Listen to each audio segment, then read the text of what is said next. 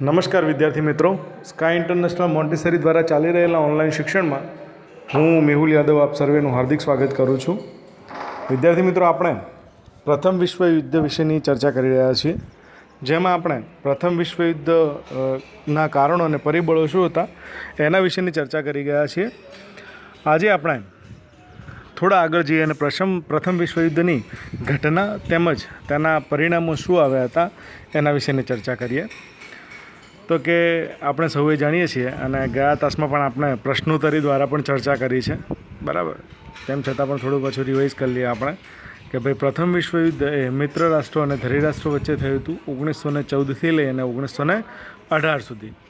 તો કે પ્રથમ વિશ્વયુદ્ધ દરમિયાન મિત્ર રાષ્ટ્રોના પક્ષે 24 અને ધરી રાષ્ટ્રોના પક્ષે 4 રાષ્ટ્રો હતા.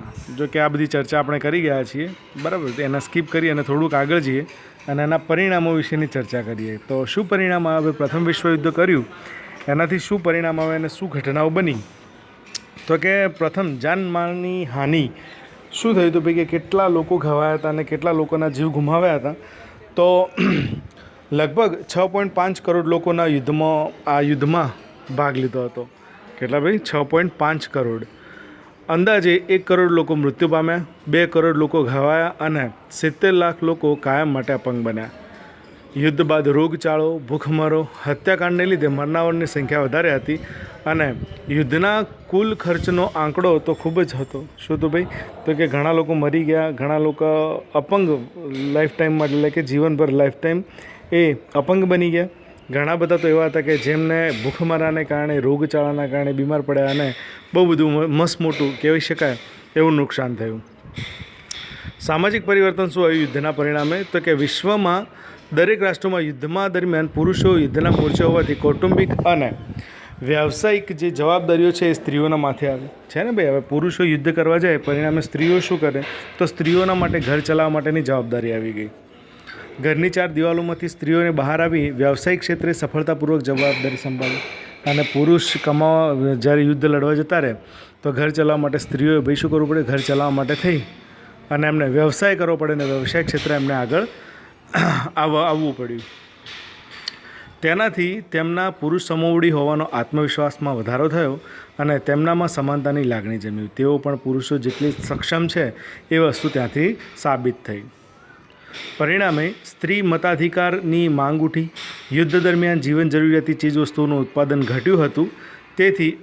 તેથી અછત, બેકારી, ભૂખમરો, હડતાલો, તાળાબંધી વગેરે જેવી સમસ્યાઓ ઊભી થઈ હતી. લોકો અપાર મુશ્કેલીઓ વેઠતા હતા અને બાળકોની સ્થિતિ વધુ દયનીય બની હતી. શા માટે દયનીય બની હતી? કારણ કે ભાઈ પિતા એ યુદ્ધમાં જતા હોય, માતા એ કમાવા માટે જતા હોય, પરિણામે બાળકોની સ્થિતિ કેવા ભાઈ દયા આવે એવી બની ગઈ હતી. આગળ જોઈએ વર્સલ્સની સંધિ જૂન 1919.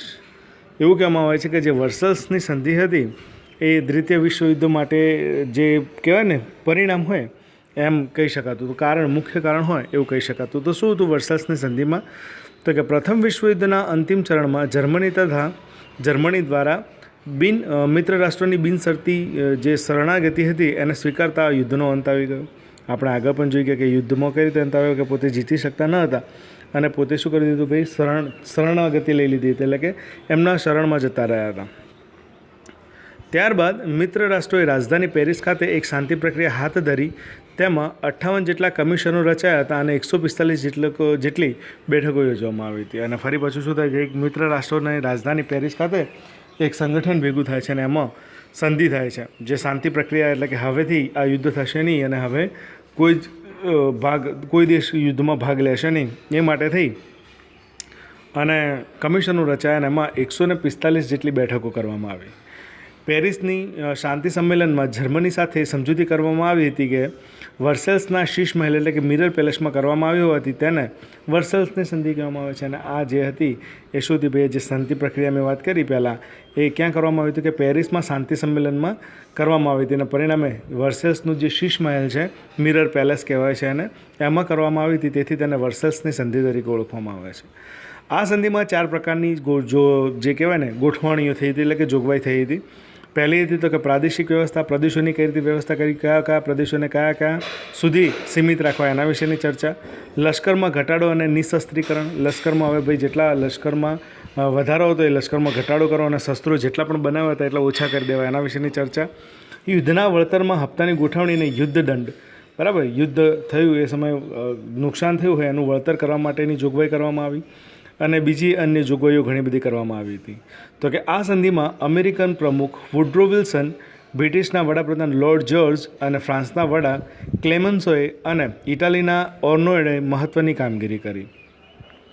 આ યુદ્ધમાં જર્મનીને જવાબદાર ગણવામાં આવ્યું અને જર્મની પર $6.5 અબજ યુદ્ધ દંડ ફટકારવામાં આવ્યો. અને ભાઈ મેઇન કારણ યુદ્ધ થવા માટેનું એ જર્મનીને પુરવાર થયું અને પરિણામે એમને યુદ્ધ દંડ સ્વરૂપે $6.5 અબજ કર નાખવામાં આવ્યો કે તમારે હવે દરેક દેશોને મૂલતવો પડશે, જેથી કરીને હવે આગામી આ યુદ્ધ થઈ શકશે નહીં. તો પરિણામે એવું બને છે કે જર્મની તેના રૂહદ પ્રાંત જેવા પ્રદેશો ફ્રાન્સને આપવા માંડે અને જર્મનીના જે રૂહદ પ્રાંત એટલે કે જે ફળદ્રુપતાવાળા, જેમાંથી સારામાં સારી કમાઈ થઈ શકતા હતા, એવા બધા પ્રદેશો એ કોને આપી દેવામાં આવે? ભાઈ ફ્રાન્સને આપી દેવામાં આવે. તેની રહાઇન નદી આંતરરાષ્ટ્રીય જળમાર્ગ માટે ખુલ્લી મૂકવામાં આવી અને ફ્રાન્સની સરહદે આવેલા રહાઇનલેન્ડ પ્રદેશોમાં કિલ્લેબંધ કરવાની મનાઈ ફરવામાં આવી. તેમજ ખનિજ સમૃદ્ધ પ્રદેશ 15 વર્ષ માટે ફ્રાન્સને આપવામાં આવ્યો અને તેના મોટાભાગના સંસ્થાનો પડાવી લેવામાં આવ્યા. આલ્સેસ અને લોરેન્સ પ્રાંતને ફ્રાન્સને પરત કરવામાં આવ્યા. આ ઉપરાંત દર વર્ષે મોટી માત્રામાં તેને કોલસો અને લોખંડ ફ્રાન્સ અને મિત્ર રાષ્ટ્રોને યુદ્ધ વળતર તરીકે આપવાના હતા. હવે જર્મની પાસે જોઈ શકીએ તો બધું જ એમને છીનવી અને લઈ લીધું હતું. એક યુદ્ધ કર્યું હતું એના માટે $6.5 અબજ એમને કર લગાવ્યો હતો. એમના સારા સારા ફળદ્રુપતાવાળા પ્રદેશો લઈ લીધા હતા એમને. તો શું કર્યું ભાઈ? બીજું તો કે એમના સારા સારા જે કોલસોને ઉત્પાદન થતા હતા એ પણ એમને આપવાની વાત કરી નાખી. તો આ તો એક પ્રમાણે જોવા જઈએ તો શું તો ભાઈ ખોટું હતું. પરિણામ એવું બને છે કે આ તમામ શરતો ઉપર જર્મની પાસે બંદૂકની અણીએ બળજબરીથી સહી કરાવવામાં આવી અને તેનાથી જર્મન પ્રજામાં હતાશા અને નિરાશા જન્મી અને પરિણામે જર્મનીનું જે અર્થતંત્ર હતું એ છિન્ન ભિન્ન થઈ ગયું. થઈ જ જાય ભાઈ, કારણ કે શું હતું, દરેક વસ્તુ એમને માત્ર ખાલી એમને તો કમાઈ અને બીજા દેશોને, ફ્રાન્સના અને મિત્ર રાષ્ટ્રોને આપવાનું જ રહ્યું. એટલા માટે એનું અર્થતંત્ર જે કહેવાય એ તૂટી ગયું. દૂરગામી પરિણામ એટલે કે શું પરિણામો હતા દૂરગામી વિચારી શકીએ એવા? તો કે યુદ્ધમાં પરાજિત રાષ્ટ્રો દ્વારા સાથે સંધિ કરવામાં આવી, તેમાં વેરની ભાવના હતી, તેનાથી જગતમાં શાંતિ સ્થાપી શકાય નહીં. ભાઈ ફ્રાન્સે શું કર્યું હતું? ભાઈ આમ તો યુદ્ધ શાંતિ કહેવાય, પણ યુદ્ધ શાંતિ કરી ન હતી, એમને પોતાનો બદલો જ વાળ્યો હતો, કારણ કે સારામાં સારી વસ્તુઓ એ એમને જર્મની પાસેથી લઈ લીધી. તો એ એક પરિણામ જ હતું યુદ્ધ માટેનું. સામ્યવાદી રશિયાને રાષ્ટ્રસંઘમાં સ્થાન ના આપ્યું. અમેરિકા એ રાષ્ટ્રસંઘમાં જોડાયું નહીં અને તેનાથી જ દ્વિતીય વિશ્વયુદ્ધનું કારણ એ પ્રથમ વિશ્વયુદ્ધની શાંતિ પ્રક્રિયામાં જ સર્જન પામ્યું હતું. અમેરિકાએ ભાગ ના લીધો, રશિયાને ભાઈ એમને શું કર્યું? રાષ્ટ્રસંઘમાં જોડાવા ના દીધું અને પરિણામે જર્મની જેવા નિરાશાવાદી દેશોએ પરિણામે એમને થયું કે આ ખોટું થઈ રહ્યું છે અને પરિણામે આ જે વર્સલ્સની સંધિ હતી એ જ બીજા વિશ્વયુદ્ધનું મુખ્ય કારણ બની હોય તેવું આપણને જોવા મળે છે. સામાન્ય રીતે આપણે સમજીએ તો પણ સમજી શકીએ છીએ. ત્યારબાદ જોઈએ વિદ્યાર્થી મિત્રો, રશિયાની બોલ્શેવિક ક્રાંતિ 1917. તો કે 1917માં રશિયાની ક્રાંતિ થઈ તે વિશ્વના ઇતિહાસની એક અગત્યની ઘટના છે. રાજકીય પરિબળોમાં રશિયાની પ્રજા એ ઝારશાહીના દમન નીચે કચડાતી હતી. રશિયામાં વંશ પરંપરાગત આવનાર બધા જ ઝાર રાજાઓ આફકૂદ અને નિરંકુશ શાસન ભોગવતા હતા. કેવા હતા ભાઈ? પોતે આફકૂદ એટલે પોતાના શાહી ઉપર, પોતે બીજાના ઉપર કોઈની લાગણી કે કોઈનો કહેવાય ને કે રાજ્ય ચલાવ્યા વગર પોતાના જેમ ગમે એ રીતે શાસન ભોગવતા હતા. કોઈના તાબા હેઠળ આવીને નહીં. પિતા હોય તો એમનો પુત્ર જ રાજા બને, બીજું કોઈ બની શકે નહીં. તો કે રશિયામાં વંશ પરંપરાગત રીતે આવતી હતી અને પોતે નિરંકુશ શાસન ભોગવતા હતા. ઝારના શાસનમાં પ્રજાનો કોઈ પણ અધિકાર ન હતા. પ્રજા ઉપર આ રાજાઓની આફખુદ ઝારશાહી એટલી બધી કઠોર હતી કે જો કોઈ વ્યક્તિ અધિકારની માંગણી કરે તો તેના ઉપર અત્યાચાર, દમન અને જુલમ ગુજારવામાં આવતો, અથવા તો સાઇબિરિયાની હાડ થીજવી દે તેવી કાતિલ ઠંડીમાં મોકલીને સજા કરવામાં આવતી. કોઈ વ્યક્તિ જો એમના જે ચાલી રહ્યું છે સત્તા, એમાં કોઈ વિખવાદ પાડવાની પણ કોશિશ કરે કે કંઈ બોલવાનો પણ પ્રયત્ન કરે તો એને સજા આપી દેવામાં આવતી અને એમને સખત ઠંડી પડતી હોય ઠંડા પ્રદેશોમાં મોકલી એને સજા કરી દેવામાં આવતી હતી. આ અનિયંત્રિત અને અત્યાચારી રાજાશાહી પ્રજા માટે દુઃખ, ગરીબાઈ અને યાતનાઓનું કારણ બની ગઈ. રશિયાના ખેડૂતો, ખેતદાસો, મજૂરોએ પુષ્કળ કામ કરવા છતાં તેમને પૂરતું વળતર મળતું ન હતું ને તેથી તેમની સ્થિતિ કેવી બની ગઈ ભાઈ? કંગાળ બની ગઈ. ફાધર ગેપોન, આ સરસ મજાની ચર્ચા છે ભાઈ, યાદ રાખજો. તમને પરીક્ષામાં પણ પૂછાય તો તમે સારી રીતે લખી શકો. તો કે ફાધર ગેપોન નામના પાદરીના નેતૃત્વ નીચે એકવાર વિશાળ સરઘસ નીકળ્યું અને લોકોએ ત્યાંના જે ઝારના જે નિવાસસ્થાને રાજા હતા એમના નિવાસસ્થાન એટલે કે વિન્ટર પેલેસ ગયા 22મી જાન્યુઆરી 1905 અને રવિવારના દિવસે. યાદ રાખજો ભાઈ, 1905 22મી જાન્યુઆરી ફાધર ગેપોનના પાદરી, જે ફાધર ગેપોન નામના પાદરી હતા, એમના નેતૃત્વના હેઠળ લોકો ઝારના નિવાસસ્થાન એટલે કે વિન્ટર પેલેસ ગયા. આ તમામ લોકો એ નિશસ્ત્ર હતા, એટલે કે એમની પાસે કોઈ પણ શસ્ત્ર હતા નહીં, વાત જ કરવા ગયા હતા ખાલી. કેટલાકના હાથમાં ઝારની છબી હતી અને તેમાં રશિયાનો ગોરો નાનો પ્રભુ ઘણું જીવો તેવા સૂત્રો લખેલા હતા. જે રાજા વિશે લખેલું હતું કે ભાઈ રાજા એ ખૂબ જ જીવો એવા સૂત્રો મારેલા ખાલી હોર્ડિંગ્સ હતા, બોર્ડ્સ હતા. આ નિર્દોષ લોકો પર ઝારના લશ્કર દ્વારા અંધાધૂંધ ગોળીબાર કરવામાં આવ્યા. તેમાં હજારો નિર્દોષ લોકો મૃત્યુ પામ્યા અને ઝારનો મહેલ હતો તે સેન્ટ પીટર્સબર્ગ બરફ, એ જે સફેદ બરફથી ઢંકાયેલો હતો, એ હવે લાલ લાલ લોહીથી ખરડાઈ ગયો. અને આ દિવસને ઇતિહાસમાં લોહિયાળ રવિવાર તરીકે ઓળખવામાં આવે છે. પોતાના હક માગવા માટે થઈને લોકો માત્ર ઝારને મળવા ગયા હતા, રાજાને મળવા ગયા હતા, અને રાજાએ શું કર્યું ભાઈ, એમના ઉપર ગોળીબાર કરી અને આખું જે હતું એ બધું લોહી લોહી કરી દીધું. પરિણામે એને લોહિયાળ રવિવાર તરીકે ઓળખવામાં આવ્યો. આ અરસામાં રશિયામાં જાપાન યુદ્ધમાં 1904 અને 5માં નાનકડા રાષ્ટ્ર જાપાને વિશાળકાય યુરોપીય રાષ્ટ્રીય રશિયાને આપેલા હારથી ઝારશાહી નબળાઈ છતાં રશિયાની મોટાભાગની પ્રજા ઉશ્કેરાઈ અને આ લોહિયાળ રવિવારથી લોકોમાં આક્રોશ પેદા થયો રશિયાના લોકો પ્રત્યે.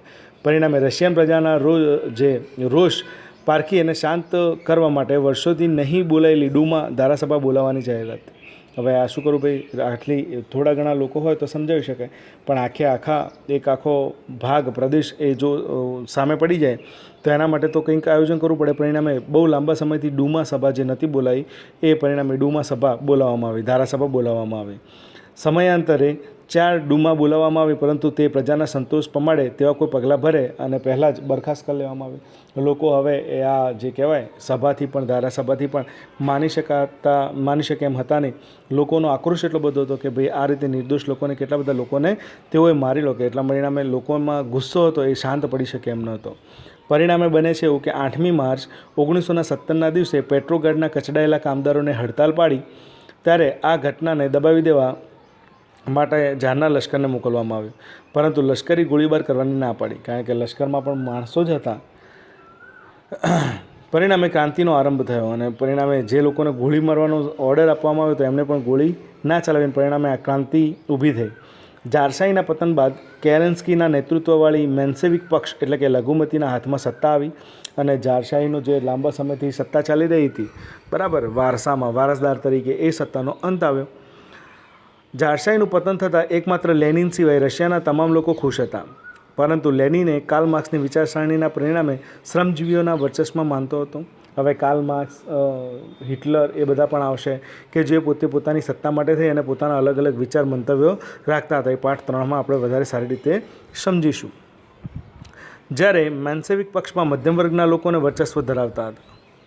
પરિણામે તેમને બોલ્શેવિક મોન્સેવિકોના વિરુદ્ધ ઉશ્કેરી નવેમ્બર 1917માં આખરી ક્રાંતિ કરી અને સત્તા સ્વહસ્ત કરી અને જે સમાજવાદી બોલ્શેવિક ક્રાંતિ તરીકે ઓળખવામાં આવી. ભાઈ શું કર્યું ભાઈ, લેનિનના હાથમાં પણ કંઈ આવીને લોકો સમાજવાદી એટલે કે સમાજને લોકો પોતાના પક્ષમાં લઈ અને પોતાના હાથમાં સત્તાને લઈ લીધી.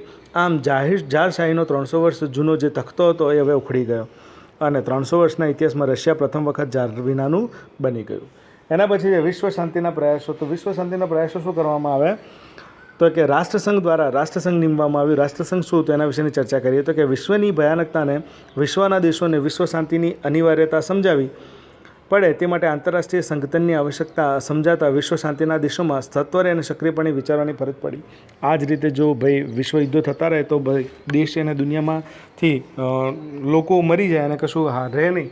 પરિણામે બધા દેશોએ ભેગું થઈને વિચાર્યું કે હવે આપણે એક સંઘ બનાવવું પડશે, રાષ્ટ્રસંઘ, જે બધા લોકોને એક સંઘ સાથે જોડી રાખે અને શાંતિ પ્રક્રિયાનો ભાગ લે. એ પરિણામે એમને વિચારવાની ફરજ પડી. અમેરિકાના રાષ્ટ્રપતિ વુડો વિલ્સને રાષ્ટ્રસંઘની સ્થાપનામાં વિશેષ યોગદાન આપ્યું. પરિણામે ભાઈ પરીક્ષામાં પૂછાઈ શકે કે સૌથી પ્રથમ યોગદાન કોને આપ્યું હતું, તો અમેરિકાના જે રાષ્ટ્રપતિ હતા વુડો વિલ્સન, એમને આ પગલું હાથમાં લીધું હતું. વુડરો વિલ્સને 14 મુદ્દાઓને આગળ ધરીને પેરિસ શાંતિ પ્રક્રિયામાં 10 જાન્યુઆરી 1920ના દિવસે રાષ્ટ્રસંઘની રચના કરવામાં આવી. ધ લીગલ ઓફ નેશન્સ 10મી જાન્યુઆરી 1920 રાષ્ટ્રસંઘની સ્થાપના કરવામાં આવી. યાદ રાખજો ભાઈ, 10મી જાન્યુઆરી 1920. એના ઉદ્દેશ્ય શું હતા તો કે આંતરરાષ્ટ્રીય શાંતિ અને સલામતીની જાળવણી કરવી, રાષ્ટ્રીય નહીં પણ આંતરરાષ્ટ્રીય ક્ષેત્રે પણ ભાઈ કોઈ પણ હુલ્લડો કે થવા જોઈએ નહીં, શાંતિ જાળવવાની. દરેક રાષ્ટ્રને અન્ય રાષ્ટ્રની અખંડિતતા જાળવવાની, દરેકને પોતાના દેશ માટેનો જે મોભો છે, ગર્વ છે, એ એને અખંડિતતાને જાળવી રાખ્યું, કોઈના દેશને નીચો ઊંચો કહેવો નહીં. યુદ્ધ નીતિનો ત્યાગ કરવો નહીં. દરેક વસ્તુનો જે કહેવાય કે છેલ્લો ઉપાય એ યુદ્ધ છે એમ ના વિચારતા શાંતિથી વાત કરી અને એ વસ્તુને ત્યાં ખતમ કરી દેવી. યુદ્ધ નીતિનો ત્યાગ કરો. પછી આંતરરાષ્ટ્રીય સંબંધો વિકસાવવા. એક દેશે બીજા દેશ સાથે આંતરરાષ્ટ્રીય રીતે સંબંધો વિકસાવવા. આંતરરાષ્ટ્રીય ઝઘડાઓનું શાંતિમય રીતે અને મધ્યસ્થી દ્વારા ઉકેલ લાવવો. કોઈ બે રાષ્ટ્રો વચ્ચે ઝઘડો હોય તો ભાઈ ત્રીજા રાષ્ટ્રે વચ્ચે પડી અને બંને વચ્ચે સુલહ કરાવવાનું, એટલે કે ત્યાં ઝઘડો ન થાય એવું કામ કરાવવાનું. જો કોઈ રાષ્ટ્રસંઘી કે મધ્યસ્થની અવગણના કરે તો તેને બળવાખોર રાષ્ટ્ર જાહેર કરવું. અને બે રાષ્ટ્ર ઝઘડતા હોય વચ્ચે ત્રીજું રાષ્ટ્ર ભેગું થઈ અને સમજાવવાનો પ્રયત્ન કરે, જો એ ન સમજે રાષ્ટ્ર તો એને બળવાખોર કરી અને જાહેર કરી અને બધાથી દૂર કરી દેવું. આ બધી એની શું હતી ભાઈ, જે કહેવાય ઉદ્દેશ્ય હતા. વિશ્વ શાંતિની સ્થાપના કરવા માટે સ્થપાયેલા રાષ્ટ્રસંઘમાં મહાસત્તાઓની સામ્રાજ્યવાદી નીતિને અંકુશમાં રાખી શક્યું નહીં અને પરિણામે 1939માં બીજા વિશ્વયુદ્ધની સ્થાપના થઈ અને બીજા વિશ્વયુદ્ધ લડાઈ ગયું. શું થયું હતું એ આપણે ડિટેલમાં પછી જોઈશું. તો અહીંયા આપણો પાઠ પૂરો થાય છે. સ્વાધ્યાય ક્યારે લખવું એ હું તમને પછીથી કહીશ. Okay, by.